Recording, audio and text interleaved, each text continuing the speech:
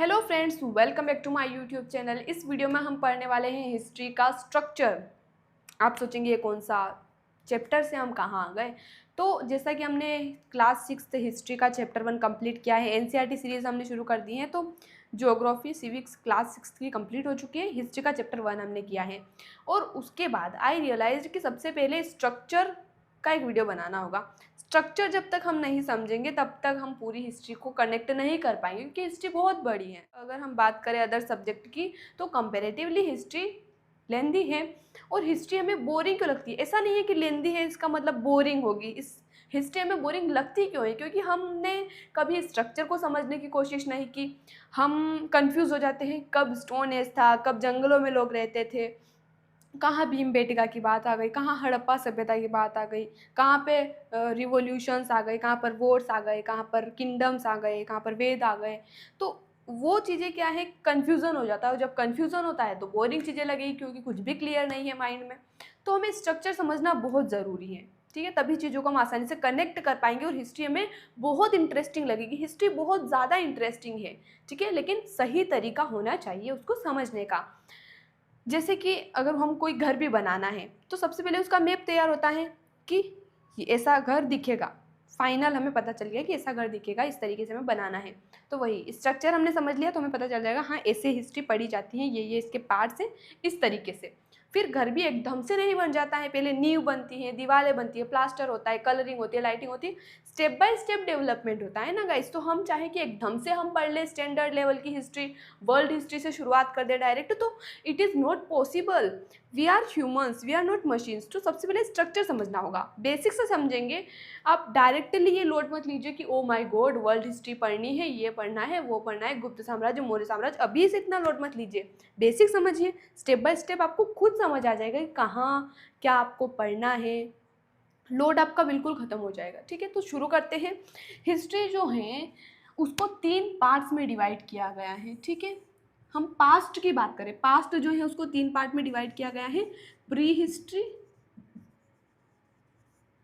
Proto history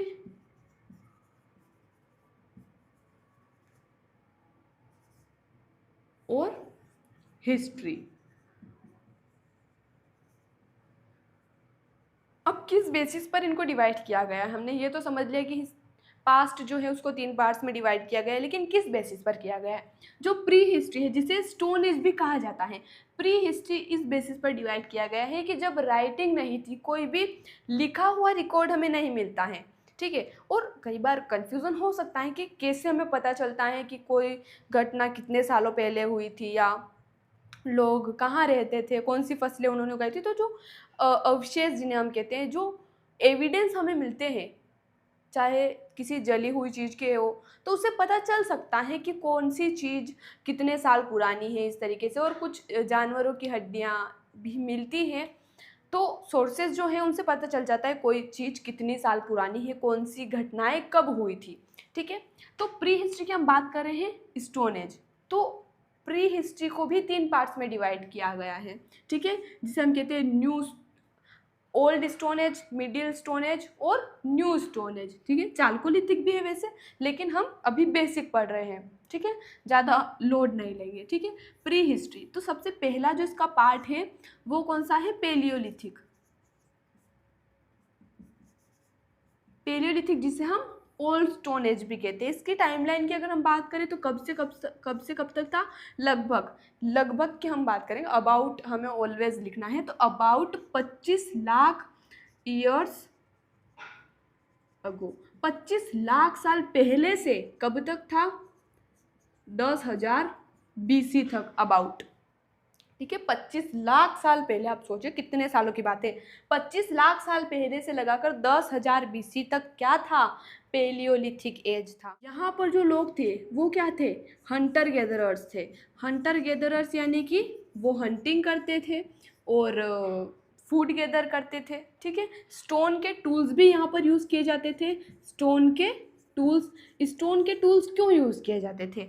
क्योंकि animal hunting के लिए भी स्टोन टूल्स की ज़रूरत पड़ती है, ठीक है? उसके अलावा लकड़ी काटने के लिए, किस लिए, जैसे कि वो रूट्स भी कलेक्ट करते थे ना, खाते थे, कुछ भी खाते थे, वो बस नोमेडिक थे, घूमते रहते थे, खाते रहते, जो मिल जाए जो खा लेते। उन्हें थोड़ी पता है कि हर रूट्स खाने लायक नहीं होती है, तो कुछ भी खा लेते। तो खोदने के लिए भी तो टूल्स चाहिए, तो हर चीज़ के लिए उन्होंने टूल्स बना रखे थे। तो वो काई से बनते थे? स्टोन से ही तो बनते थे, स्टोन से ही तो बनते थे। उस समय किसी मेटल की डिस्कवरी नहीं हुई थी यहाँ तक, पेलियोलिथिक में अगर हम बात करते हैं, ठीक है। फायर की डिस्कवरी हो चुकी थी। फायर डिस्कवरी कैसे हुई? फायर डिस्कवरी बताने की ज़रूरत है। स्टोन टूल्स बनाते थे वो, और हमें पता है कि फायर की खोज जो शुरुआत हुई थी तो स्टोन से ही फायर, उन्होंने देखा कि स्टोन के टूल्स हम बना रहे हैं, तो स्टोन जब दो स्टोन्स टकराते हैं तो चिंगारी निकलती है और उससे आग लगती है, तो फायर डिस्कवरी हुई, ठीक है। तो फायर का यूज़ वो कहाँ कहाँ करते थे? ऑब्वियसली सबसे पहले तो लाइट का सोर्स बहुत अच्छा उन्हें मिल जाता था, लाइट का सोर्स। उसके अलावा जो एनिमल्स थे उन्हें डराने के लिए स्केयर अवे एनिमल्स। उसके बाद कुकिंग के लिए भी, कुकिंग के लिए जो फायर की डिस्कवरी हो गई, तो वो फिर जो मीट वगैरह होता था, जो भी वो खाना खाते थे, वो क्या करने लगे? कुकिंग भी करने लगे थे इस तरीके से। और इसके बाद पेलियोलिथिक की अगर हम बात करें तो ये सब चीज़ें हमें देखने को मिलती हैं, ठीक है। कब से कब तक था? 25 लाख साल पहले से 10,000 BC तक था। सेकेंड अगर हम बात करें, सेकेंड पार्ट जो कि प्री हिस्ट्री का है, जिसे हम मीज़ोलिथिक कहते हैं।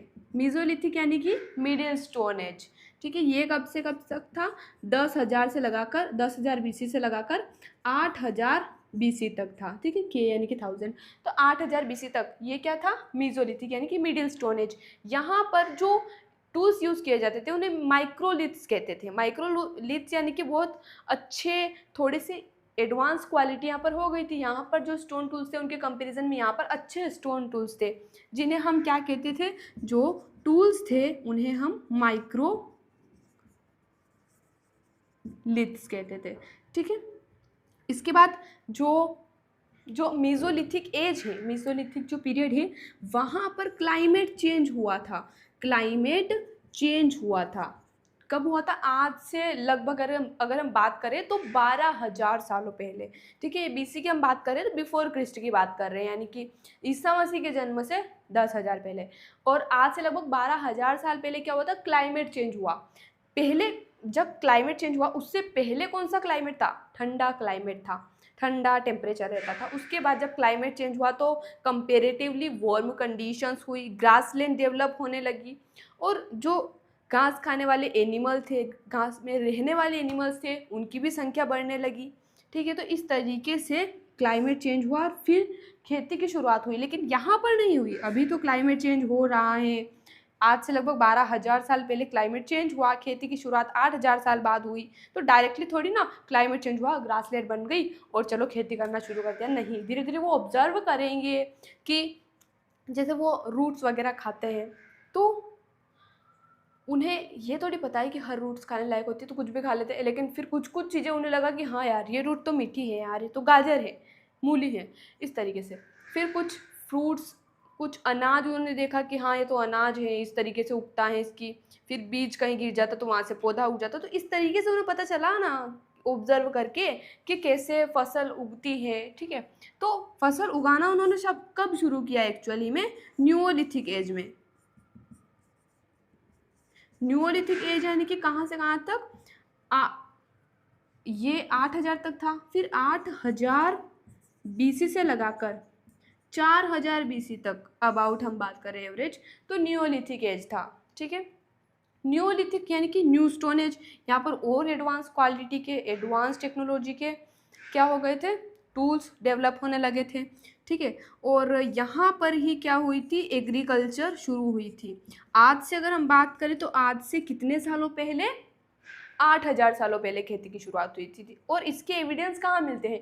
इसके एविडेंस मिलते हैं जो किरथर और सुलेमान हिल्स है, जो कि वर्तमान में पाकिस्तान में, वहाँ पर एक गांव है मेहरगढ़, जो कि सबसे पहले जो गांव थे उनमें से एक है। और वहाँ पर हमें खेती के एविडेंस भी मिलते हैं, जो सबसे पहले लोग थे वो वीट और बार्ले की फसल, गेहूँ और जौ की फसल उगाते थे। तो इस तरीके से एग्रीकल्चर यहाँ पर स्टार्ट हुआ। अब आप खुद सोचिए, एग्रीकल्चर जो है, अगर खेती करनी है तो उसका ध्यान भी रखना पड़ेगा, ठीक है। अगर आप मान लीजिए आपका खेत है, आपके गांव में आपका खेत है, अगर आपने फसल उगा दी और आप कुछ सालों के लिए विदेश चले गए, तो उसका ध्यान रखने वाला कोई नहीं है खेती का, तो आपकी फसल तो क्या, आपका खेती गायब हो जाएगा। तो यही इन्होंने ऑब्जर्व किया कि एग्रीकल्चर करना है यानी कि समय समय पर उनको पानी देना पड़ेगा, जानवरों से सुरक्षा करनी पड़ेगी। तो लोगों ने क्या किया, फिर धीरे धीरे उन्होंने एक जगह सेटल होना शुरू किया, तभी विलेजेस भी डेवलप होने लगे। ठीक है, विलेजेस डेवलप होने लगे, विलेजेस डेवलप होने लगे। और हमने जैसे बात किया कि क्लाइमेट चेंज हुआ तो एनिमल्स भी आने लगे, और कुछ एनिमल उन्होंने देखा कि कुछ एनिमल पालतू हैं, ठीक है, बहुत अच्छे से रहते, वाइल्ड नहीं है, तो उन एनिमल्स का उन्होंने डोमेस्टिकेशन भी शुरू किया। ठीक है, एनिमल रियरिंग उन्होंने शुरू की, जिससे उन्हें क्या होता, तो बहुत सारे बेनिफिट हो जाते थे। एक तो उन्हें मिल्क भी मिल जाता था एनिमल्स से, मीट वगैरह भी उन्हें मिल जाता था। तो इस तरीके से एनिमल डोमेस्टिकेशन ने भी उन्होंने हेल्प किया। तो ये कब हुआ, न्यूओलिथिक एज में। ठीक है, तो आई होप यहाँ तक आपको पूरा एग्जैक्ट टाइमलाइन पता चल गई होगी। प्री हिस्ट्री जो है उसको 3 पार्ट्स में डिवाइड किया गया है, पेलियोलिथिक, मीजोलिथिक और न्यूओलिथिक। पेलियोलिथिक में हंटर गैदरर्स थे जो कि स्टोन टूल्स का यूज़ करते थे, फायर की डिस्कवरी भी इसी समय हुई थी। मीजोलिथिक की अगर हम बात करें तो थोड़े से एडवांस टूल्स हो गए, माइक्रोलिथ्स जिन्हें हम कहते थे, और क्लाइमेट चेंज भी यहीं पर हुआ था। न्यूओलिथिक की अगर हम बात करें तो वहाँ पर एग्रीकल्चर शुरू हो गई थी, और एग्रीकल्चर करने के लिए एक जगह रहना पड़ता है, तो विलेजेस भी डेवलप होने लगे थे और एनिमल का डोमेस्टिकेशन भी शुरू हो गया था। तो आई होप ये चीज़ आपको क्लियर हो चुकी होगी। ठीक है, ये जो पेलियोलिथिक की हम बात कर रहे हैं, तो इसमें जो हंटर गैदरर्स थे, ऐसा तो नहीं है कि दिन भर वो कुछ काम ही करते रहेंगे, कभी कभी बोर भी होते हैं ना गाइस। आजकल तो हमें बोर होने का टाइम ही नहीं मिलता है।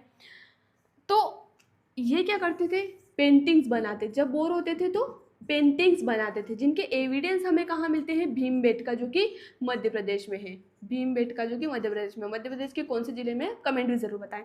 तो पेंटिंग्स बनाते थे, पेंटिंग्स में कोई ये आर्टिस्ट नहीं थे प्रोफेशनल, ये कुछ इस तरीके की पेंटिंग बना, जैसे कि कोई इन्होंने एनिमल बना दिया, ये बना दिया एनिमल, 4 पाँव उसके बना दिए, पूंछ बना दी, और ये शिकार कर रहे, फिर शिकार ही करते थे, तो वही ये बताते थे, ये इनके हाथ में भाला है और इसके पीछे मारने के लिए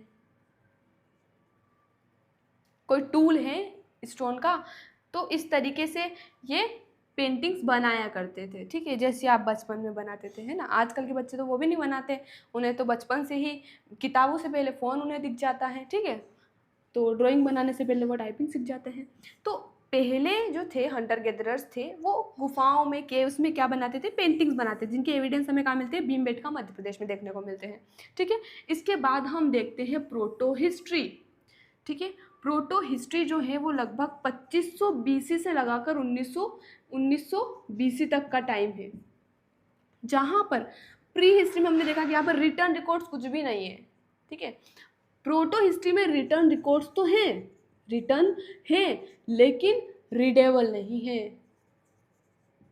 मतलब ऐसा लिखा गया, कुछ भी समझ नहीं आता था क्या लिख रखा है यहाँ पर। तो रिटर्न रिकॉर्ड्स तो मिले, लेकिन वो रीडेबल नहीं थे। जैसे कि हम बात करते हैं इंडस वैली सिविलाइजेशन की, इंडस वैली सिविलाइजेशन,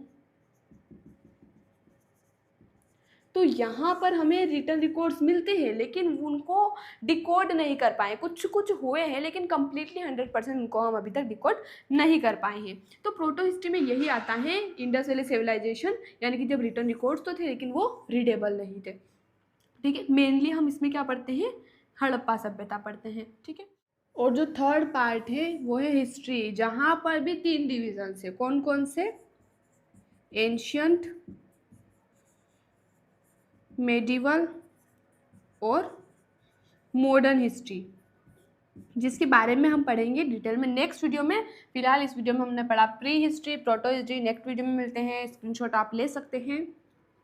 मिलते हैं अगले वीडियो में नए टॉपिक के साथ। धन्यवाद।